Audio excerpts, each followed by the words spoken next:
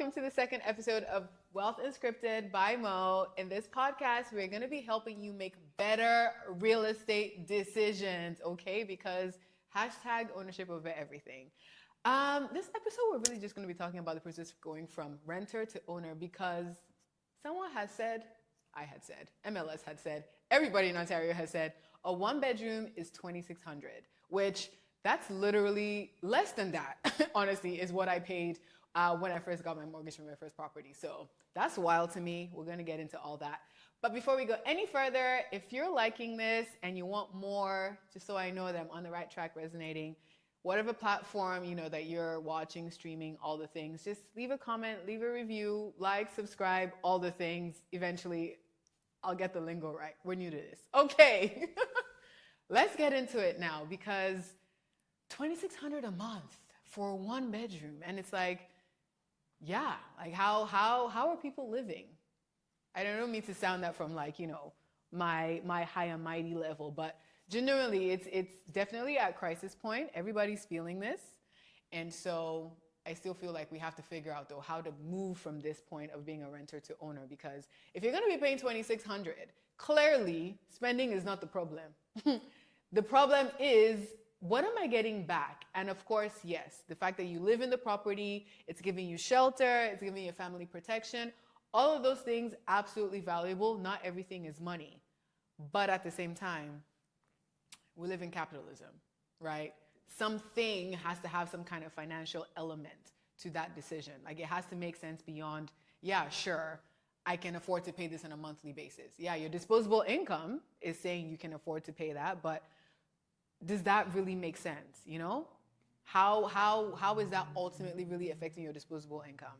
And so, you know, what percentage of your overall spending is on housing? So anyways, we're going to get into all of that because it's a pretty big topic and I want everybody to be well financially, which is the other point of this podcast, right? Like, how can we still be well financially? Not just, you know, I own $1 million assets. But also, let me preface this by saying that I live near very fast cars and we're recording this in my condo lounge. So you're gonna hear some fast cars because people out here. I personally don't have a Ferrari, but a lot of people in my building, all kinds of fast cars. I don't even know their names, but they're foreign. What was the line? My last chick and my last bride, both foreign. That's my condo. That's my building. Okay, moving on. All the producers are laughing at me like, girl, get your life together. You're nearly 40. Okay. They're really laughing at me so hard. I know, I need to get serious about my life. But listen, you know, yeah, anyways, whatevs. I'm young, I'm cute. All right, next. Talk to me, producer. So let's start off with something that's in the news. Okay, let me just do what producers do. Let's get into that. So have you heard about the drastic rent increase for the two sisters that were living in, I think it was Midtown or Uptown Toronto? Girl. I mean, honestly, yeah, I heard about it, but let me start by saying that. So this is basically the one where they went from paying like 20 something, like 3,000, right? Exactly. So for the listeners, they were paying, their rent was $2,500 in Midtown Toronto. Mm-hmm. And so their landlord had increased it to $3,500. Yeah. And so when they went to have a conversation with the landlord out of spite said, I'm going to increase it to $9,500. And that's when I'd be like, non-respectfully, sir, are you mad? Like your descendants, your family, all of you, you're obviously not okay. How are you going to increase it to 9,000? Okay, first of all, personally, I think he was playing with them. I think so too. I think he was calling their bluff. I think he was calling their bluff. I think he was saying, oh, you guys want to have the audacity? Let me hit him back with.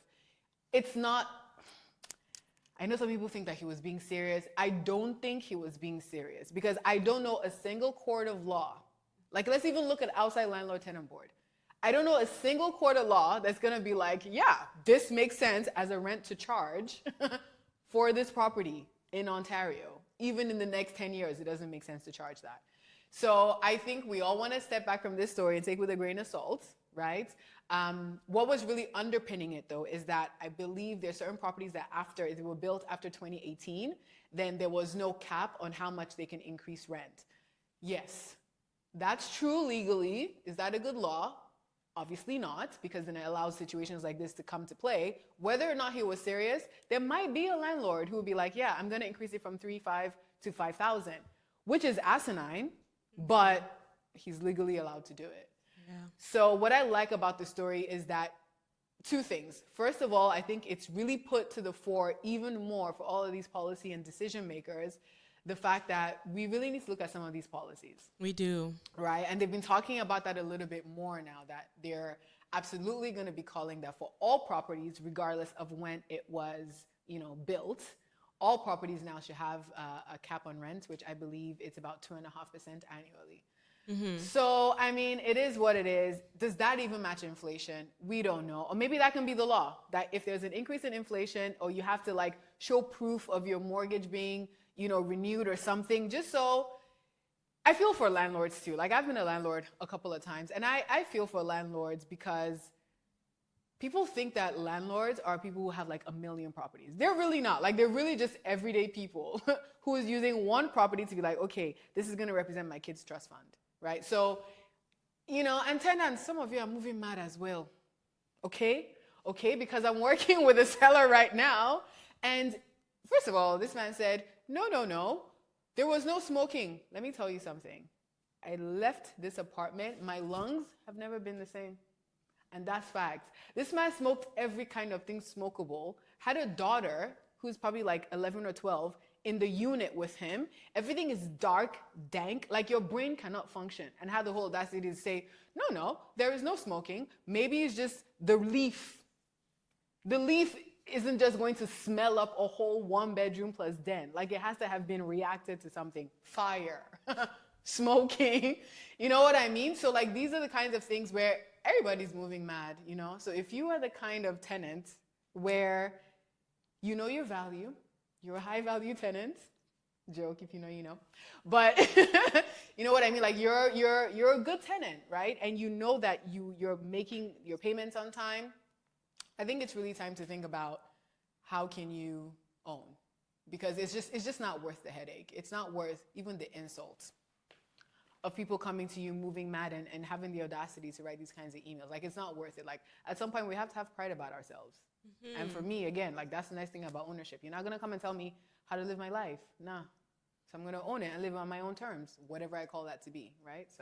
So I'm sitting here wondering what's that first step then, especially for these sisters, if we're thinking first of all, if you were able to pay $2,500 a month or $3,500 a month, that's an amount. That's some people's mortgage, right? Yeah. But now it's you haven't been able to put that money aside, right, because you've been paying rent. So then how do you now go from here? I know that there's some rent to own options. Yeah. Those aren't as popular, but so how, Yeah. So the thing about rent to own is, honestly, even in rent to own, you're going to be paying the regular rent, right? Because let's say the rent that you're paying is going to pay the person's interest expense. Okay, we're going to get a little bit technical now. Your mortgage is always a combination of two things: paying down the money you borrowed from the bank and then the interest rate. So let's say at best in a rent to own situation, the rent that you're paying to the person, let's call it $2,000, that's going to pay off the person's interest rate expense, right? What you're now paying on top of that in a rent to own situation, you're not going to be paying a total of $3,000. That $2,000 has gone to pay interest expense. That $1,000 is now going to pay down the person's mortgage, and that's kind of acting like your down payment, right? So at the end of the day, in a rent to own situation, you're still going to be paying more than a typical rent. So it's a typical rent and then extra on top. That extra on top is what's going to be accumulated towards, the down payment that you're paying on the property. That now brings me back to the original question of, how do I, as a renter, still plan and go towards being an owner? What I have found, honestly, in working with a lot of people who are, younger millennials, let's call it that. But this one, honestly, it can really apply for anybody, where, it was just you at first, and then you have, your partner now come and join, you're now married, you now have 2-income household. Or you went from getting $80K, now you're making 120. We talk about, scope creep or budget creep a lot in the regular financial circles. That happens so much in real estate, right? Where you're not listen, I'm making mad money still. I'm not going to be just chilling in my low 1-bedroom apartment.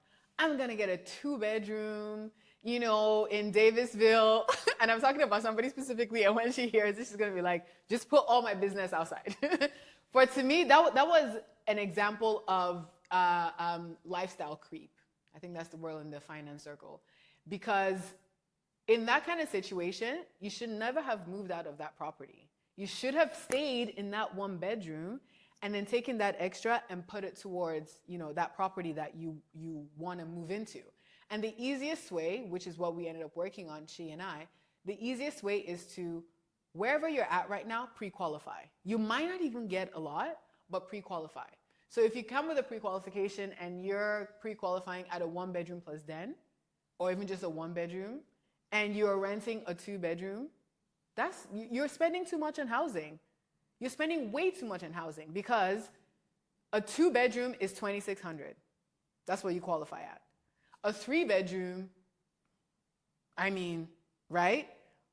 Or rather, a 1-bedroom is $2,600. A 2-bedroom is now approaching $3,500, right? So look at that gap. That gap is $1,100 difference. That $1,100 is what you should be putting aside. But you're eating all of that at once, right? You're eating all of that at once to pay for your monthly rent. When that's the case, where are you saving for your down payment? You should never have gone from that 1-bedroom because that is what you qualify for right now. Right. Live in what you would qualify for right now. If you don't, then you're already house poor even as a renter, which insult upon injury. So you're renting, you don't own. Right. You're already house poor. Mm-hmm. So I think, the part that you said, live in what you would qualify for right now, right, is really resonating with me. Right. I think a lot of us are living in places that we wouldn't even qualify for. Talk about it. Right. And yeah, I think a lot of times when people start hearing these numbers, I think it's the numbers that really gets to people. Yeah. And they're like, well, you know what? If I can just scrape up the 2.5, I'll just do that and then get by. Yeah. So that really resonates with me because as someone who's like, okay, well, what do I qualify for? The pre-qualification. Right. I think that's important because for me, I know where I had to kind of switch my mentality was I was like, when I get ready to buy a house, right, I'll qualify then. But I think if you're already thinking about ownership, you should get pre-qualified. And honestly, so I'll say 2 things with that. First thing is, if you want to get pre-qualified and you want to talk to a mortgage agent, it's really easy. If you're on Instagram, like I'm at Wealthy Moe on Instagram, just send me a DM. And it's actually something that I can do because, sure, I'm not a mortgage agent. I'm not going to give you a full pre-approval, but I understand what factors of mortgage eligibility are going to get you to that point, right? So we can have a really, really honesty within 5 minutes, right? And if you want something a little bit more formal, let me know as well. I'm able to just share with you some of the mortgage agents that I trust and work with. And they have really quick links that you can pre-qualify in literally 2 minutes, right? So there are lots of different ways that we can get that. So that's the first thing I'll say about that. It's not even, you don't need to bring your documents. You don't need to just know what your credit score is. Just have a sense of where your debt is at. Just have a sense of, what your monthly expenses are. And if you're budgeting right anyway, you're going to have this information. So when you have all this stuff, it's going to be easy to quickly pre-qualify. So that's the first thing I'll say. The second thing I'll say is if you do pre-qualify and it says that, that you laughing? Get listen, we're keeping it real, right? You qualify for 150. Clearly that tells you need to be living with somebody. Stay at home. Mm-hmm. If home is safe, all of that caveat, right? Mm-hmm. Mm-hmm. Stay at home, get your money up, get your mortgage eligibility up. Mm-hmm. Don't be out here trying to be like, oh, I'm 35 and I should have moved out. I'm a certain age and I should have done this by then. Look, hello, everybody's running their race at different paces, mm-hmm, right? This is where you're at in your life right now. Because as far as I see it, you have 2 choices. If you're going to say you should be here, yes, mm-hmm, you might think you should be here. Truly, you should be here. At the end of the day, the narration of your own life hasn't put you there. So the narration of your own life hasn't put you there. Now, do you think that if you get there faster than where you're supposed to be, or you act as though you were there faster than you're supposed to, do you think that you're going to truly get there in real life? You're not. Mm-hmm. If you're posing to act like you're supposed to be in a particular place, right, but then you're not taking the time to actually properly prepare yourself in real life terms to be at that place, you're playing yourself. Mm-hmm. 100%. You're pretending at 35. By 45, you're still not going to get there. Right. But I think that's a lot of it is the, Yeah. I should be here at this time. Yeah. I can't still be living at home. Right. I might have to leave this place. No. I'll just pay the rent. No. But truly, if you're pre-qualifying for a property that's worth 150, baby, I don't know where you can find that in the GTA. I promise you something. I don't know where you can find that in Ontario. I promise you something. It's not even a basement apartment.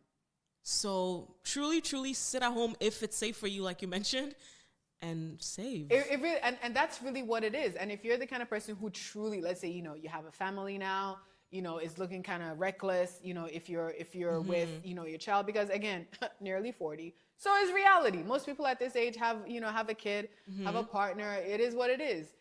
At the end of the day, you really now have to sit down with your partner and be like, fam, there's some things we can be doing, right? If really in 5 years we're trying to have elevated to this point, then we have to move differently from now. So that pre-qualification isn't so much even about I'm ready to buy a property. It's like how you go for the gal them, doing your pap smear, making sure that your ovaries are right, you know? For the man them, whatever you guys do to make sure your health is in check. You know what I mean? Like, these are the things that you have to do. It's really just a marker. And I think that when we think broadly in terms of the economy, and we think about the different ways that so many different factors are coming now. Like, we think because we live in Ontario, right? Like, whatever is happening in Hangzhou in China isn't affecting us here with supply chain. Like, we feel like whatever is happening, with earthquakes in the breadbasket of the world isn't. That's a lie. Like, everything is everything. Everything is interconnected. Okay, I really love what you just said about, the connectivity of everything and pre-qualification, all of that. And so I'm just thinking, if someone then, gets pre-qualified, and let's say you pre-qualify for a property that's like, 400, 500, and you have, look a bit of change for your down payment. Let's say you have like 15 to 20K cash. Can you own a property? Yes or no? 15 to 20K cash, you can own. Let's start there. Okay. Right? And this is where people always say, owning a percentage of something is better than owning 100% of zero. Right. I'm not going to claim that because, number one, at this point, it's just basic facts of life, right? Like, yes, 100% you can own. And there's so many different ways that you can participate in real estate, right? Like, Chidima, even me and you, we're working together on this kind of stuff. We're like, 100% honesty. Like, when I was working on a project and I was a bit of a bind, I was like, Chidima, some of these savings that you're just keeping there, that you're using your 9 to 5 and just staring, I was like, yo, run me this check real quick. And she sent it to me and I paid her interest, right? So these are the things that you can do. Does she own a property? No, but she has participated in real estate. And I think that that's a really interesting way as well for you to start to get familiar with the process. Exactly. Right? Like, if I am lending somebody 30K or 50K, what documents did they put in front of me? Right? What terms did I ask them? What are the things how did I check in with them periodically? Right? Because these are the things that you're going to need to know. Like, everybody's like, I want to own a portfolio of properties. Okay. Do you know how you're going to ask questions? Right? Like, do you know how you're going to assess the property? You think you're just going to get to magically 5 properties and already know how to have that conversation? You're not going to have the lingo, right? So these are the ways that you can quietly, slowly, at your own pace, start to participate and enter the market. So that by the time you are getting to that first property, it's not such a jarring thing, right? You've already asked me, how has interest rate impacted, my returns that I'm going to get from you this month? Your returns, you're going to get it because at the end of the day, I signed an agreement that I was going to give you this monthly. However, this is how interest rate has affected what I was expecting to get. It's gone down by X amount, right? And so as somebody who has participated in real estate, you're now familiar with this level of interest rate increase might affect this level of payout. This level, not so much, right? Mutiara all of a sudden is selling earlier than our agreement says she was going to sell. Why is that? Because she saw this opportunity now. Right. Or there's like a bigger play that she's going for. So she wants to get rid of this so she's not carrying too much debt. Like, these are the conversations that will take you from renter to owner from a mindset. Even if you don't yet say, I such and such own 123 Main Street, particular address, Right. Like, just those kinds of things. I think also one thing we've talked about too, you said lending, being a private lender, different ways to participate, and also group buy-in. I think we're going to have to start seeing more of that. I know. Listen, that's the Nigerian, that's its own episode. So stay with Wealth Unscripted. Exactly. Stay tuned. But I know that's something that we're gonna have to see more of because 100%. the Nigerian in me, the pride in me, wants to own a property by myself. Right. But it's like, okay, the average price of a home in Toronto is like 1.2 mil. Yeah. Hello, 20% of 1.2 mil is like 120K. I'll be It's saving more for my life if I want to do this by myself. So I definitely hear you in terms of like finding particular ways and unconventional ways to like participate. Right. To kind of get into it. I want to get into a term that you mentioned earlier. You touched on it a little bit, being house poverty. Yes. So can you explain the difference, I guess, in terms of like house poverty as a renter versus as an owner? Yeah. What that So means. at the end of the day, I actually don't think there's a difference between house poverty as a renter and owner. If there is, it's maybe like a little subtle and nuanced. And this is why. If you're house poor, it's the idea that you're spending way more of your income on housing than you should be. Simple facts, that is house poverty. Now, if you're house poor as a renter, every single dollar of the $2,600, $3,500, whatever it is you're paying in rent, every single dollar of that is an expense. My client makes fun of me. I was like, renting is a pure expense. Because it really is. Now, if you're house poor as an owner, there is a portion of what you pay monthly that's going to pay down how much you have borrowed. There is a portion of what you pay monthly that's going to service your borrowing, which is your interest expense, right? If you look at how much it is you're using to pay down your down payment, let's say this month, the total amount you borrowed was $500. Of your $3,500 that you paid, $1,000 went to pay down that $500. That means next month, your total borrowing is $499. Did I do that math right? Yeah. $499, and down she goes. If you're house poor as a renter, the $3,500 is gone into the ether.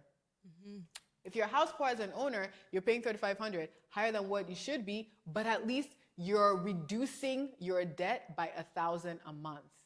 Now, somebody might say, well, as a renter, I have no debt. That's false, because most renters have a shit ton of debt, which is probably why a lot of people have a hard time getting into property. That's one of the factors of mortgage eligibility. So let's even get away from, money is money. Money is not money. Enough people don't know about money. Money is not money, right? So at the end of the day, that $1,000 that's going down is increasing how much your appreciation is going up. Because when you own property, the property is growing at 5%, even if it's growing only at 5% annually.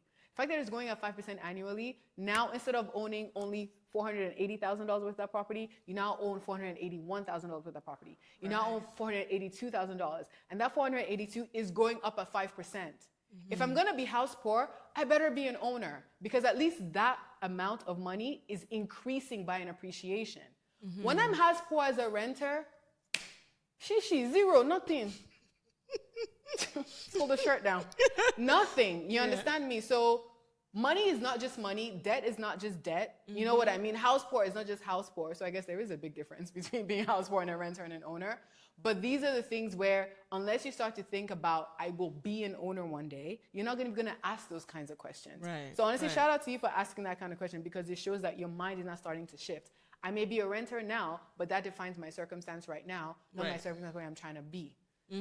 That's word up to aspiration. So, vision board. So, you know, you talked about like pre-qualification, participation in different ways.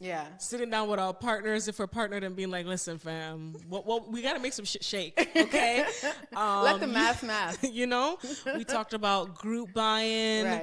So, are there any other thoughts you got for the people who are sitting there thinking like, okay, Mutiara, I really like, girl, help me out here? Honestly, the very first thought is my solution is not going to be your solution, not going to be Chidima's solution, or anybody's solution. Until you have stepped away from the fear of coming to say, Mutia, these are all my cards, right? In some circles, I'm called a wealth strategist, right? Like, these are all my cards. Come and talk to me. Like, don't be afraid. Like, I'm not charging you to talk to me. Even if you can't buy right now, it's not that big a deal, right? Like, there's longevity in it. For me personally, I want more people around me who are thinking about wealth and increasing their wealth status, right? So at the end of the day, you might not be there right now, but I need to build a circle of wealthy people, you know, because that's my middle name, Musumola. I move near wealth, you know, so let's make it happen. Talk to me. All right. Well, listeners, you heard all the tips. Any other things you want to add, Mo, before we get out of here? Like, subscribe, all the things that people say you should do, and DM me.